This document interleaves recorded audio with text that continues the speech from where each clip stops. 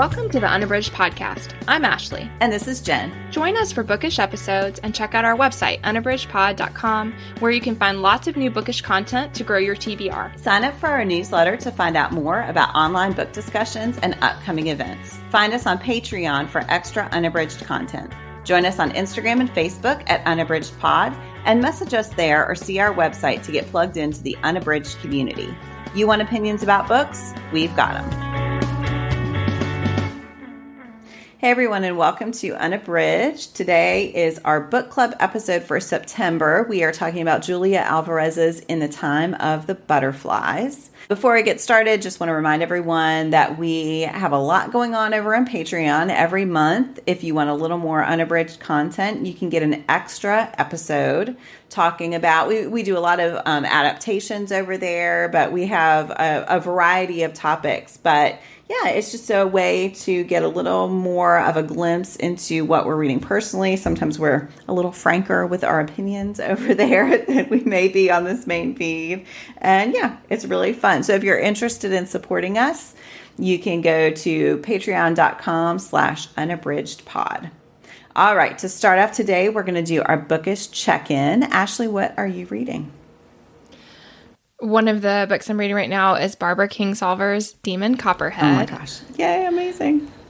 It is amazing. So I'm probably only like maybe 20% in, and I am listening to this one. I'm listening to the audio thanks to Libro FM. I've always read Kingsolver's work otherwise, so this is a new audio experience for an author that I have read and loved before, and the audio is phenomenal. I really love the voice actor. The narrator is Charlie Thurston. He's a new narrator to me, but is really phenomenal. And this one is set in rural Appalachia. And Jen did read this a while ago. I remember you touched on it on a bookish check-in. I think right, so, Jen? yeah. Mm-hmm. And it has gotten a lot of acclaim. It won it was one of the books to win the Pulitzer Prize for 2023. And so I was like, I have got to read this. I love Kingsolver, and I just haven't done it. So it is a little intimidating. It is a long book, and so that was part of it. And I haven't read David Copperfield, so I also felt like I didn't know the source material. And then finally I had to be like, Ashley, you are not going to read David Copperfield right now. So just accept your fate and enjoy this phenomenal book. So that's where I am.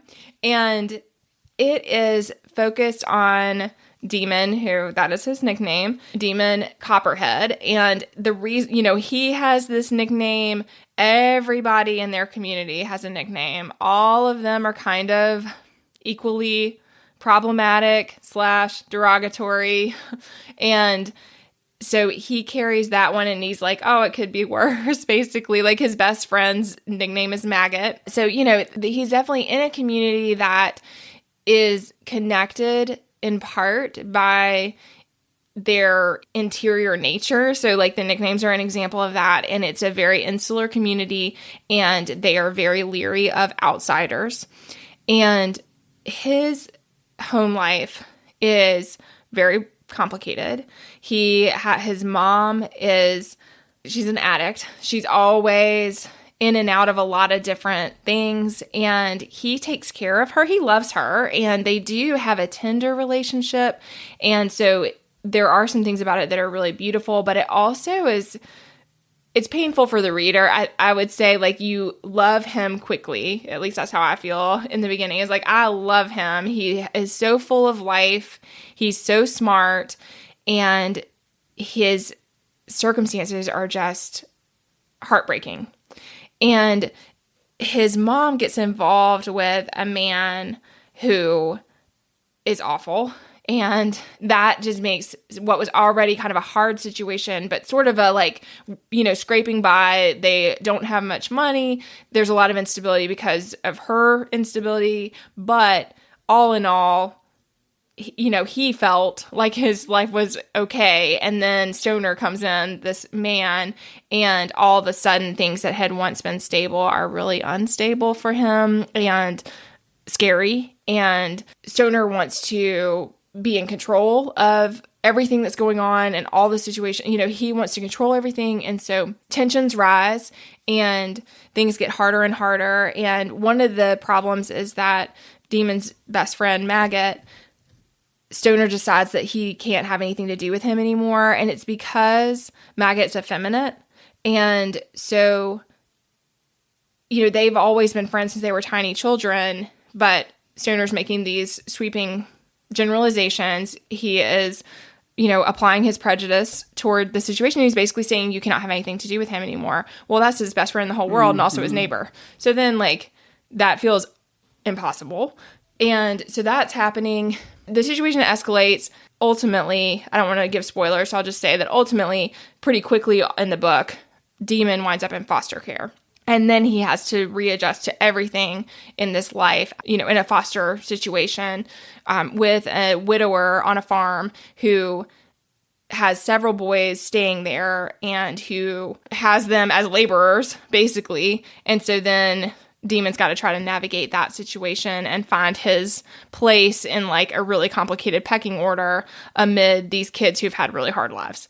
And so that's kind of where I am in the story, is with all of that going on. And his mom is in rehab. And so there's this, feeling that maybe he'll get back home. But then she's married to Stoner, this guy, and all of that stuff is really bad. So, it just shows, you're seeing a glimpse into how complicated those problems are and how there's not easy answers, and that while, yes, his home life is really problematic, the foster system is also really problematic in this scenario. And so, I think you really are just getting a glimpse into what all that looks like in rural America. And so, yeah, I am absolutely swept up in the story. Again, he's just a phenomenal narrator. And so, Kingsolver really captures his voice, and he is vivid. That's what I've heard of David Copperfield also. Again, I haven't read it, but, that's kind of the thing, is just this really iconic voice of telling this really, really complicated story. So again, that's Barbara Kingsolver's Demon Copperhead. I'm so excited that you're reading that. I loved it so much. And it's so long, but I feel like I could read it again right now. It's just so rich. And yeah, you're right. Audio is really such a great format for that one because the narrator is strong, you get that full sense of voice. He does a great job. Yeah. And hard, but also, I think his circumstances are really hard, but again, he is just full of life. He's very hopeful. And so even though your heart is breaking to a certain extent for his circumstances, his heart is not breaking. He's just in it and it's telling funny, you how it is. Right? There's and so it's funny. Many That's right. things. It's laugh out loud funny a lot of times. And so, yeah, he just has a great sense of humor. And yeah, you really are getting that perspective of how he's getting through this hard circumstance. So what about you, Jen? What are you reading? So I am reading Colson Whitehead's John Henry Days. I am still very early in the book. This is one of my 23 backlist books I picked for this year. And I also have this loose goal of reading all of Colson Whitehead's books because he actually doesn't, for such a prominent author, he doesn't have that many. It's very doable. This is his second novel or his second book, and so far I'm loving it, though it did take me a little bit because he is doing a lot of experimental things with style and with voice. It took me a little bit to get my footing. It is bridging. So John Henry himself does appear in the book. I'm about maybe a quarter of the way in, and he has just appeared in the first section. It moves back and forth between multiple perspectives. So the one that we keep returning to is Jay Sutton, who is a Black journalist who is trying to set a new record for the number of sequential junkets he has been a part of. And this was published in the early days of the internet, which is funny. So he is writing for websites, and online journalism is still just the beginnings of a thing. And so it's definitely commenting on the fact that he's publishing, but people aren't really respecting that as real publishing. That's a part of it too. So he's going to be this record holder. I'm using air quotes here. This record holder of this thing that is this dubious honor. The very first chapter, it starts with this request from a newspaper for people who know the true story of John Henry. And then it's these fragments from different people who have written in, who are saying, oh, he was in West Virginia. Oh, he was in this state. Oh, he died because he was battling the drill. Oh, he died because he had cancer. Oh, he died in a mine cave-in. I just realized that I'm assuming everyone knows who John Henry is, but maybe they don't. So I should just say John Henry is this figure who was a Black man who was known for his incredible strength, who worked on the railroad, and he was known as someone who was incredibly productive in pounding in railroad stakes in the ties that hold the track down. And it was right at the moment that industrialization was happening. And so people brought in this drill, and there was supposedly this competition between John Henry and the drill, and he won. But then in the song, which I will say we sang in my elementary school, in the song, it causes an aneurysm and he dies. So he wins, but he dies in the attempt. So the song is part of the book as well. And sort of the premise of the modern day part of it is that the U.S. Postal Service has put out these sort of legendary stamps about different figures. So there's one for Paul Bunyan, there's one for Pecos Bill, there's one for John Casey, and then there's one for John Henry.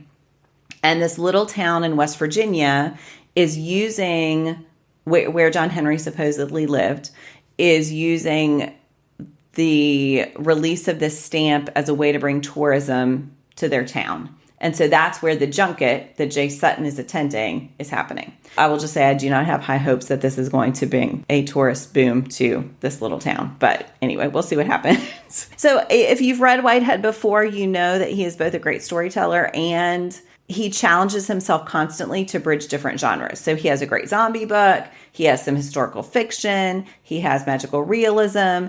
And this one is sort of encompassing all of those in one, which is fascinating. So we get the historical part with John Henry himself. We get this sort of satirical part with Jay Sutton. We get the Postal Service employees talking about why they're releasing this. There's a part that's written as a script. Yeah, so it's really interesting to see the way he's playing with language, playing with story, playing with the nature of truth, talking about the modern condition while also looking at this historical figure and why you would choose this historical figure to highlight. It's great so far. I don't have any formal thoughts about it because I am so early in the book. But yeah, it's Whitehead. I feel like at this point, I just have accepted that I'm along for the ride and I'm going to end up loving whatever he does. And I just am kind of waiting to see what happens. Yeah. So that is Colson Whitehead's John Henry Days. Wow. That sounds like it would be really interesting and maybe a good place to start for Whitehead. I still haven't read. Nickel Boys is the one I was planning to read first, and I haven't read that yet. But yeah, I really want to dig into his work. But this one sounds great. That's a good one. It's probably the shortest. It's the shortest I've read so far, and it's tight. I think that would be a great place to start. Sorry, I'm debating that or Underground Railroad, but I think Nickel Boys would be the one I would recommend. Anyway, that's fun. All right, well, we are going to shift over now to our main discussion, which again is about Julia Alvarez's In the Time of the Butterflies. I'm going to read the publisher synopsis. I tried to write this myself, and I will just say it was very challenging, so I went with the publisher. It is November 25th, 1960, and three beautiful sisters have been found near their wrecked Jeep at the bottom of a 150-foot cliff on the north coast of the Dominican Republic.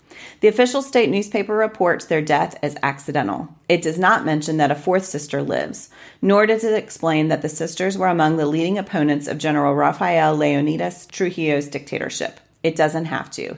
Everybody knows of the butterflies. In this extraordinary novel, the voices of all four sisters, Minerva, Patria, Maria Teresa, and the survivor, Dede, speak across the decades to tell their own stories, from secret crushes to gun running, and to describe the everyday horrors of life under Trujillo's rule. Through the art and magic of Julia Alvarez's imagination, the martyred butterflies live again in this novel of courage and love and the human costs of political oppression. All right. Ashley, what are your overall impressions? So this is a book that this is one of the few times that I have read this one multiple times. I have not revisited it in quite a few years, but I taught this in AP Lit. So I had read it and I loved it. I made it part of the curriculum. And I think that when I first read it, I mean, I still think it's a phenomenal book, but I think that one of the reasons I really found it so deeply impactful on my first reading is that it brought to life something that I knew virtually nothing about, that of course is a huge part of history.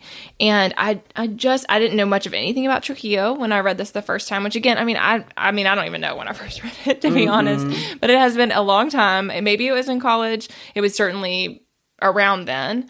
And I was just like, oh my goodness. I knew nothing about the atrocities. I really didn't know. At that point, I really had not read a lot about, I hadn't seen the common threads among dictators throughout history, and how often things like this, the accidental deaths that are not accidental, that everyone knows, just the disappearance of people, that has happened, unfortunately, in a lot of places over a lot of periods of time. But at that point, when I first read this book, it was just one of the first times that I really saw the grisly reality of dictatorships on a, essentially on a personal level. So Alvarez in the beginning says that this is a fictionalized version of these sisters, that they were real people, exactly like Jen read in the synopsis. They did die in this accident that was not an accident, and they were part of the revolution. However, she is imagining, a lot about what they're like based on her research. And so I thought, what is so powerful to me is the capturing of what it looks like, what revolution looks like, that it's not all grandiose ideas and gestures and performances, but instead is a constant struggle, and that not all people who participate are they didn't wake up one day and think, I want to be part of a revolution. I think that the book really captures that when you see the different sisters. And Minerva is certainly always the most interested in revolution and bringing about change. And, that her personality is the most like that. But we see with Patria and Mate, and even with Dede, we see, and we get with her, we really see what happens if everybody you love is involved. And, what does that look like if you don't want to be involved, or in her situation with Jaimito, if you feel like you can't be involved, then what does that mean?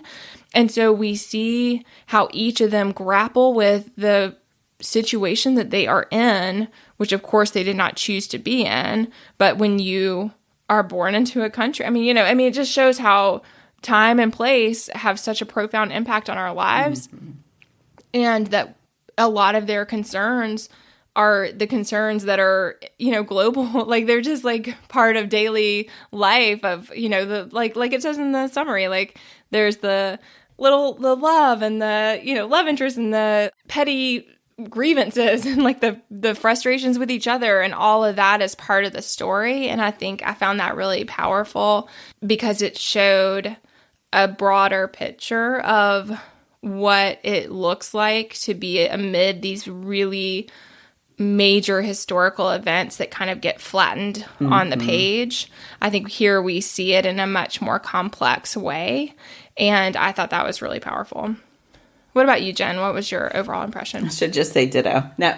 It is hard, with this one, both. Yeah, it's hard both because it is a sweeping story, and also, I've read it more than once. So anyway. Yeah, this was my second time reading it.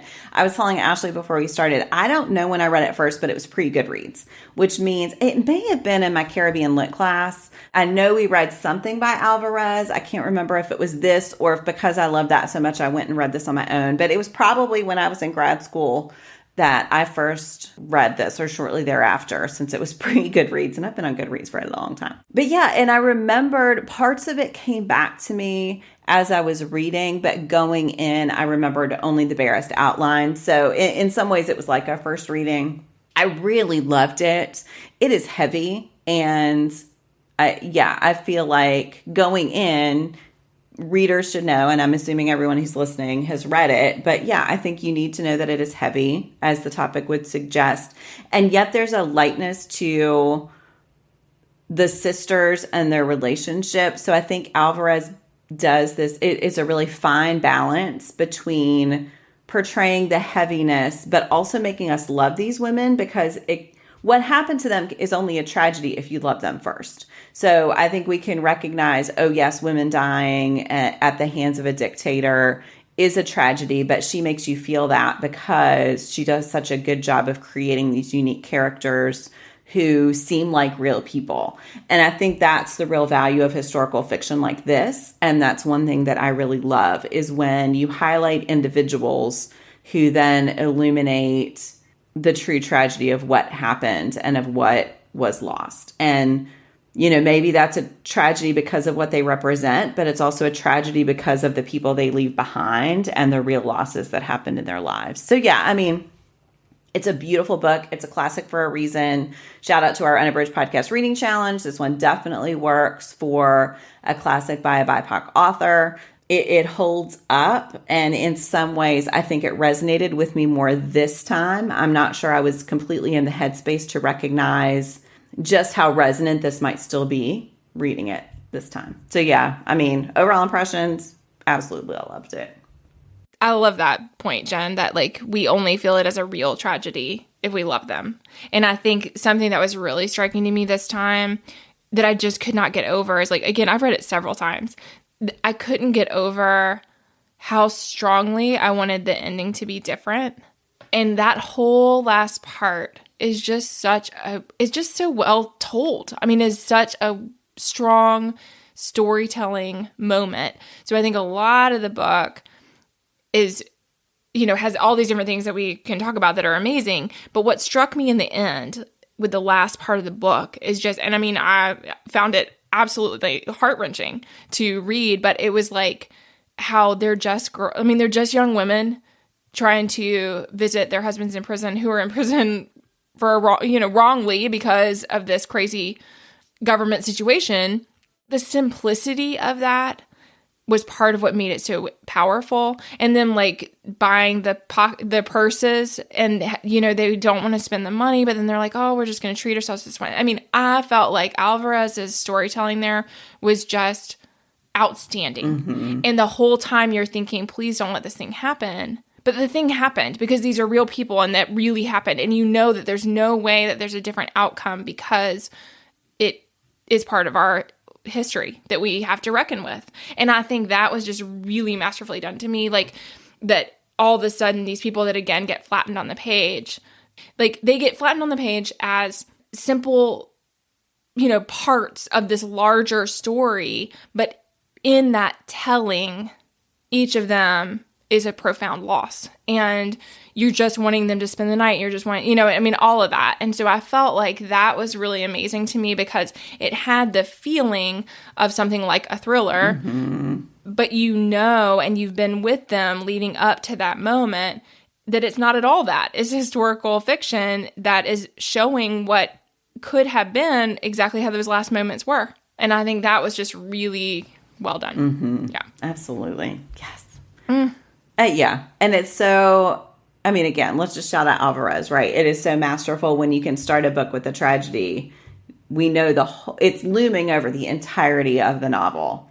And yet you do have those moments of hope. Hope against hope that maybe she's going to let them live, even though that is not historical. Which, of course, she can't. Right. I mean, that's not the point. But, yeah. Right. Yeah. Yeah. These categories always bleed into each other. But, yeah, what is one thing, Ashley, that worked for you? I think that something I found really powerful this time was watching as the girls learn about the reality of Trujillo and how contrasted that is with what they believed to be true. And I think part of why I found that so impactful this time was just like Minerva, because I've read it several times before, what I remember of her character and what I believe was true in history is that she did have a strong sense of morality. She wanted to fight against Trujillo. I mean, I think that, she was the primary of the sisters historically who took a stand against the dictatorship. But we see her as a vulnerable child when Sanita first tells her these things that she cannot believe to be true. I think that was really powerful to me because that is how these things happen, is exactly that we believe to be true and then intentionally or unintentionally, and sometimes both, pass that on to our children and then cover over these like horrific realities. And by doing it, let the horrible realities continue to exist. So I felt like all of that, just the insidious nature of patriotism and how by promoting one narrative and silencing another, something like this can go on for such a long time. I felt like that was really powerful to me this time. And just seeing Minerva, who again, I have this like fully painted imagined character in my mind. And so then seeing her as this like fragile young girl prior to knowing any of those things and only seeing him as their gracious benefactor, and then seeing how that begins to crumble and how hard it is for her to believe what Sunita tells her. And it's not until they see Lena and then even then, this like jealousy that Lena's being favored until, you know, it's not until her dad shows her the house and is like, oh, that's where she is. I mean, that all of a sudden, so, you know, you think, how long did she believe these lies? And of course she did. Of course she believed them because, again, that's part of the nature of how it all functions, is that people believe the lies to be true, or they have an idea that the reality is a bit different than the way that it seems, but not the extent of how corrupt it is. So, yeah, I thought that was really impactful, this particular reading. Oh, I agree completely. What about you, Jen? What was something that worked for you? I think that, again, Alvarez does such a brilliant job structuring it and shifting between the 4 points of view. And I think emphasizing the individualism of the sisters while also seeing them as a group, number one, elevates the emotional resonance of the story. But it also shows, like, you have this really vivid picture of Minerva, but I think we get that about each of the sisters. And I think we see how they are very different, but each of them has a strength that can make them a vital part of the movement. That it's not just that you don't need everyone to be a Minerva who is, you know, the first to really commit herself to this cause, that you also need, you know, a softer touch sometimes. And you need, And then I think related to that, you know, Day Day is the one who lives. And yet you see the role that her living and her being a repository for story and for memory, she in many ways feels guilty because for, you know, all the multitude of reasons that are explored through the book, she is not able to commit to the cause the way her sisters are. And yet her role as the only surviving sister is just as important in cementing what their death and lives meant as their sacrifices. And so I think just, I didn't remember her character, and I went in predisposed to dislike her because of the very little bit that I did remember. And I came to really, really love her and to really love the way she saw herself and her role and her obligation after her sister's death. So yeah, I think just Julia Alvarez establishing, you know, in the different sort of styles of each section, the way she had the epistolary section, I think allowing those different voices to flourish and to each fill in their own part of the narrative, it is such a mark of craftsmanship, but also, again, just you feel that connection to each of them so strongly and so differently. And we see the role they're all playing. I thought that was just brilliant. Yes, I completely agree. And I similarly had like characters I remembered really liking or not liking, but felt differently about them. Yeah, when you see how, you know, how three-dimensional they each are. And it's interesting, you know, it's one of those books. They're those books that you read differently depending on the part of your life you're in. And so I think it's so great to have another one of those to add to that roster that just, you know, we're older now than we were when we read it before, and we have kids, and and I think all of those things make you appreciate different elements of each character. All right, well, we're going to move on to our favorite quote, not to our favorite quotes, to sharing a quote. I was going to say I cannot possibly pick a favorite, but Ashley, what's one quote you want to share? I think that this is related to what you were just saying about how we interact with each of the characters differently with different readings. So this quote is from Patria, and she says, I wanted to start believing in my fellow Dominicans again. Once the goat was a bad memory in our past, that would be the real revolution we would have to fight, forgiving each other for all we had let come to pass. And I think, first of all, I felt very differently about Patria this time than I did reading it as a younger person. For sure, it will surprise no one who knows my personality well, that I would have resonated a lot with Minerva as a younger person, and I still do. However, I think that I certainly have softened a lot over time, and myself, like, in just sort of having more balance in life, stuff like that. I mean, I feel like I'm a lot calmer of a person. And so I had more space for Patria this time, and I felt like she was more indicative of the kind of participation I think you often see in this kind of situation, where primarily she wants her children and her family to be safe. And that is very important to her. And not that that's not important to Minerva, but Minerva is more of a, she has more of a, I feel like radical has a negative connotation. So I was trying to think. Uncompromising, maybe. Yes, thank you.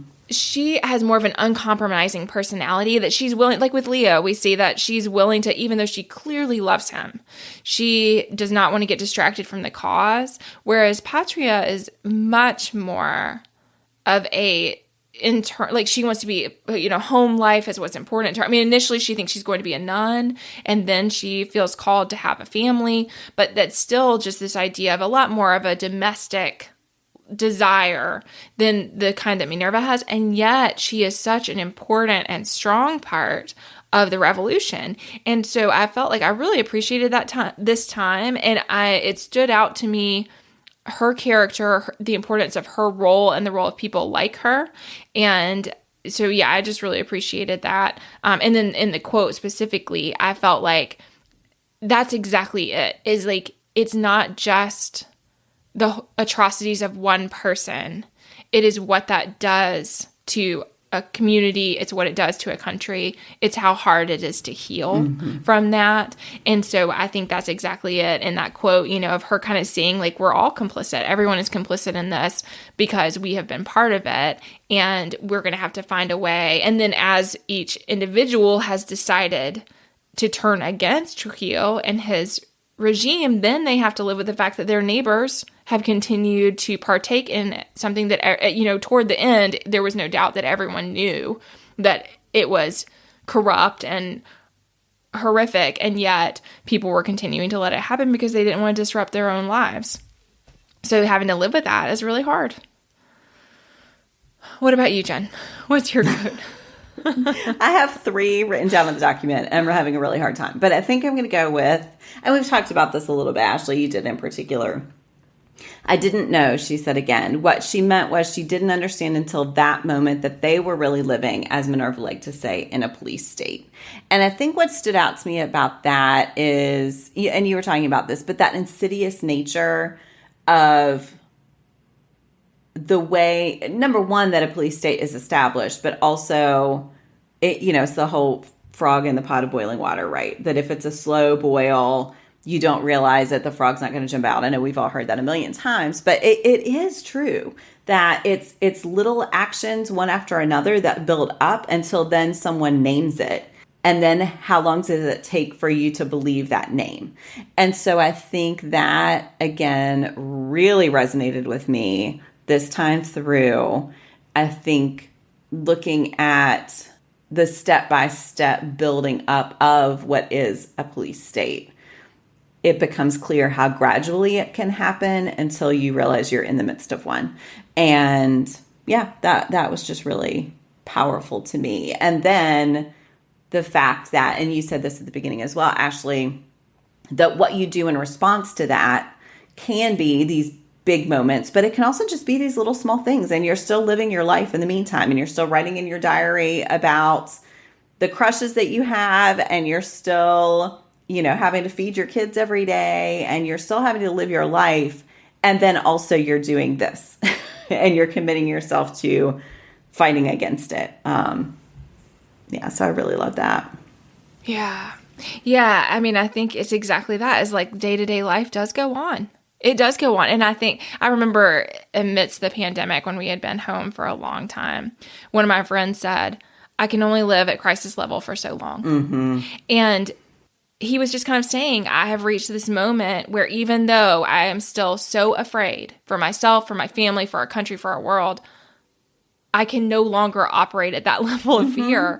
And I think that we see that with the Mirabal sisters here, that even though they are in the as far as they can be into the trenches of this, by the time they're all getting arrested, I mean, that they couldn't be more involved.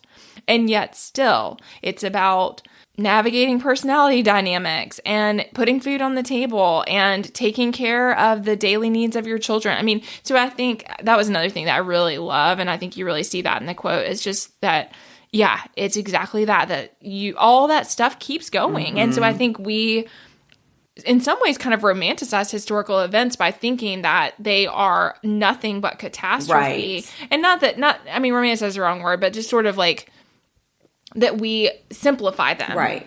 To thinking that every moment of every day is total catastrophe. And I think that for a lot of people in a lot of situations, that's not the case. And exactly as you said, Jen, Rome was built one brick at a time, Mm-hmm. I mean, just that, that these things happen one step at a time, and that a lot of those steps are not made apparent to everyone. So then you're not realizing how things really are until they're really, really bad. Mm-hmm. Yeah. Mm. All right. Well, we are going to move on to our pairings and some books that we think would be good read-alongs for this one. Ashley, what are you recommending? Well, I wanted to say first that this is not my pairing, but I thought so often of Celeste Ng's Our Missing Hearts. Oh, yeah. So if you did not read that with us at the beginning of the year, but are interested in something, I think that would be a phenomenal pairing for this. It is an imagined future, but unfortunately feels eerily close to our present. But it does touch on all of these things of like, how does something become dystopian? What structural things are put in place? And then I think also that I felt that there was a similar feeling with the protagonist, of the sense that sometimes you get wrapped up in a revolution, not always because you woke up and thought, I want to be brave. Yeah. And so instead it's more about sometimes you just become life circumstances make you part of something that you didn't necessarily want to be. And I think that was something I loved also about the book. Sorry. We could talk about this a long time. But we could. The last thing I wanted to say about the sisters is just that I think there's so much discussion about what it looks like to be brave, and that each of them feels that her sisters are brave in a way that she is not. Mm-hmm. And I loved all of that. Like, I thought that just that discovery of the fact that no one is just brave. No one, just wakes up every day and thinks, I'm going to change the world, and that they admire each other for these traits. But then we see that each of them, including Minerva, that all of them, but with Mate especially, I think, in her, because we get the diary, we really just see that so often she is just kind of drug along in this revolution, kind of kicking and screaming, but she continues to show up. She does she does really important work. And, even though a lot of her youth and very, early adulthood is wrapped, I mean, again, she was 25, I believe, when she died. So, I mean, you think that she was in the thick of this at a very early part of her life compared to her older sisters. And yet, we see that still these things are impactful, even though maybe you're not always waking up thinking, I'm going to change the world, So that really resonated for me. And again, Celeste Ng's, I think, is a lot like that too. Yeah, that's a great pairing. Yeah. Sorry, that was not my official pairing. I just wanted to sneak that one in there. But I wanted to share Mario Vargas Llosa's The Feast of the Goat. This one, Llosa, this is the only book of his that I have read, but he is a phenomenal writer. He has won the Nobel Prize in Literature. I think he won it in 2010. And so he is an acclaimed author who has covered a lot of very important historical events, thoroughly researched. And this one, The Feast of the Goat, is historical fiction, but very closely researched. And so it does align a lot with the events that did occur at the end of Trujillo's reign. And I read this quite a while ago, so I am not going to get into the details, but I mean, I just wanted to share it because if you want to learn more about Trujillo and his era and also and what actually brought about his death, this one gets into that. And then what happens in the aftermath, which is also really nasty, and there's a lot of upheaval. I mean, exactly what Patria kind of alludes to in that quote that I read. There is a tremendous amount of upheaval. I mean, one of the things that was eye-opening to me at this point, also when I first read this, was just the U.S. involvement in a lot of, I mean, it feels embarrassing to me now to admit how little I knew about how involved the U.S. has been in all of the things that have happened in Central and South America. So I think I knew that there had been some dictators who were really problematic, but I had no idea how often those were either upheld by or pushed against from the U.S. and how much that affected what happened in the different countries. So that was all news to me in my early, like in college and in my early adulthood, and was shocking to me. I mean, it goes back to exactly what we talked about you think you know something, and then you see the underbelly and you think, how could I have not known? So anyway, this one is just, it was a phenomenal read, and I found it deeply impactful and would definitely recommend it on its own right, but also if you're wanting to know more about Trujillo and read this one and thought, oh, I want to learn more, it's great for that. So again, that is Mario Vargas Llosa, and the book is The Feast of the Goat. Yeah, that was such a great book. Oh my gosh. What about you, Jen? What's your pairing? So I'm pairing this one with Daniel José Older's The Book of Lost Saints. The subtitle is A Cuban-American Family Saga of Love, Betrayal, and Revolution. And Older is someone who I had come to know through his fantasy work and some of his YA books, and I was really intrigued. I actually read this one when it was an ARC, when it was an ARC. It really blew me away. When I was rereading In the Time of the Butterflies, parts of it, I would remember something and realize I was remembering passages from the Book of Lost Saints. So there are definitely a lot of connections. So the premise is, there's a man named Ramon who is living in New Jersey in modern day, and he starts being haunted by his aunt Mirabal, who disappeared during the Cuban Revolution. And she had been imprisoned under Batista's reign, and her family never really knew what happened to her, and Ramon does not really know the story of what his family went through in Cuba, what caused them to immigrate, how they immigrated, and she is basically haunting him to get him to investigate his own history, his own family history. And with Older, so you see there the elements of fantasy, the elements of magical realism. There's always humor in Older's books, and yet, of course, this is an incredibly important, serious topic. And Mirabal is one of several. I can't remember if she only has sisters, but I remember the relationships with her sisters is one of the things that connected that book to this one for me.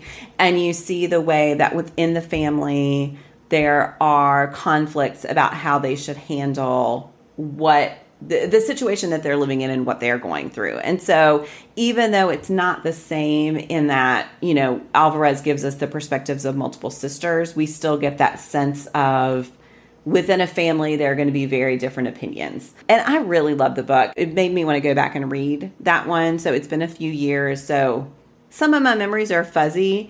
But again, as I was reading Alvarez's book, I would just have almost these flashbacks to some of those scenes. So I definitely think it would be worth reading something set elsewhere and yet dealing with a lot of the same themes as In the Time of the Butterflies. So again, that is Daniel José Older's The Book of Lost Saints. It was great. Yeah, I definitely want to read that, Jen. Mm-hmm. Yeah. I mean, another thing I know painfully little about, and yeah. Same. It's always, like, of course, books are amazing to do that, and yet it is always embarrassing when you realize there are these parts of the world. I recently read a story about Jamaica and the history, and you were talking about the U.S. involvement, and yeah, the U.S. involvement there was horrifying. So I think there are just so many parts of the world that I know shamefully little about. So. Yeah. Well, and I mean, like with Trujillo, I mean, that is kind of referenced in the book, but because of Castro and the fear of communism, then, and I mean, which all has to do with the U.S. and Russia. I mean, you know, it doesn't even have anything to do with these countries. And yet, because of those ideological stances, they, you know, Trujillo potentially would have been brought down much earlier if there had been more global outrage, but countries like the U.S. were letting it ride because they didn't want what was happening in Cuba. So then, which again it has nothing to do with protection of life or, you know, any of the like human rights stuff. It all has to do with like politics, basically. And so, yeah, I think discovering that is painful but important because I think it helps us be more informed. Absolutely. All right. Well, I always feel like there's no easy transition out of a deep discussion like this one. So I'll just say we're now going to move on to our bookish hearts, which feels, kind of reductive at this point. But Ashley, how many bookish hearts would you give this book? I completely agree. Sometimes it's hard to segue. Definitely 5 bookish hearts. Yeah, I'll give it all the hearts. Yeah, very one of the most impactful books I've read. So there we go. Yeah, same. 5 hearts all the way. All right. Well, we are going to end with our Give Me One segment. And today we're each going to give one book club tip. So Ashley, what is one tip you have for book clubs? Well, the most success I've had with book club life has been with Jen in real life. And so I actually am sadly not nearly as involved in in-person book clubs as I should be. Perhaps. But anyway, here in Greenville, the local library has really great books that they read and discuss. So it's been challenging as we're getting settled here to like make it fit in. But I have read along. For example, I read Dean Atta's The Black Flamingo, which I had been wanting to read for a long time. And then, you know, because they chose that one, I went ahead and read it. And then I did miss the in-person discussion. I had a conflict that evening, but it was nice to read along. And then they've had some other reads that I want to plug into. So I think if you're looking for a book club to join in, that a lot of local libraries have something going on. So that is a nice place to start if you are not sure how to get plugged into one. Yeah. What about you, Jen? So I was going to talk about how my In Real Life book club chooses books. And I will say I joined this one after it had been well established for several years. So this is not my method, but basically we choose 4 months at a time. And near the end of that 4-month period, one of our members sends out an email and asks everyone to nominate 3 to 4 books. She puts together a big list. We all vote. And then it's by that sort of voting system. And the thing I like about it, and I'm not trashing anybody's way of doing book clubs, but I know some will have like one person who picks the book for everyone. And I've been part of book clubs there. I do feel like then there's a sense of responsibility that you have for picking a great book. And if people don't like it, I know defensiveness could be a problem. And so the nice thing about this is you chose the book together. It doesn't mean we always look the books. And it is interesting to see. Sometimes I can pick out like which of our members nominated which books because we all have different styles. But yeah, I really like that method. And it's also nice to have the 4 books at a time because then you can kind of work ahead. And if you want to do things through the library, that gives you time to put things on hold, which works really well as well. So yeah, that's just one method that works really well for our In Real Life book club. I love that. Great tip. Yeah. So thank you so much for listening. We would love to know what you think of In the Time of the Butterflies. And if you have any books that you would recommend as pairings, we'd love to hear about that. And if you have any book club tips, it would be great to hear. Thanks so much for listening. Do you have comments or opinions about what you heard today? We'd love to hear them. You can find us on Instagram, Facebook, and Twitter at Unabridged Pod or on the web at unabridgedpod.com for ways to support us. To get more involved, you can sign up for our newsletter, join a buddy read, or become an ambassador. Thanks for listening to Unabridged.